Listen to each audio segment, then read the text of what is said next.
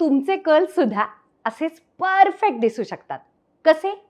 योग्य ते प्रॉडक्ट्स वापरून आणि योग्य प्रकारे प्रॉडक्ट्स वापरून. सरळ केसांप्रमाणे कर्ली केस हे कोरड्यामध्ये कंगव्यानं विंचरायचे नाहीत. त्यानं ते आणखी ड्राय आणि फ्रीझी होतात आणि अजिबात सेट होत नाहीत.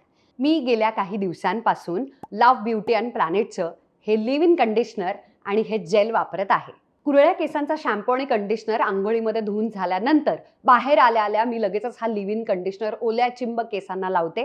त्याच्यामुळे केसांना भरपूर हायड्रेशन मिळणार आहे. कंगव्याशिवाय गुंता पूर्ण सुटतो. केस अजिबात ड्राय आणि फ्रीझी होत नाही.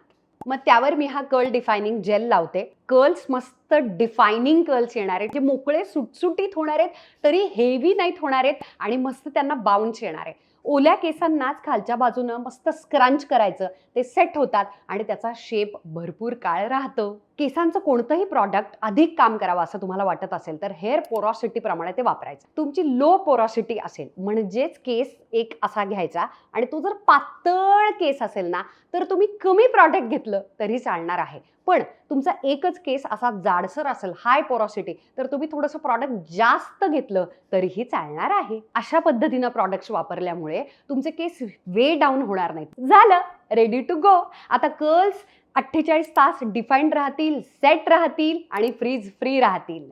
आजच वापरून बघा. लिंक डिस्क्रिप्शन बॉक्समध्ये आहेच.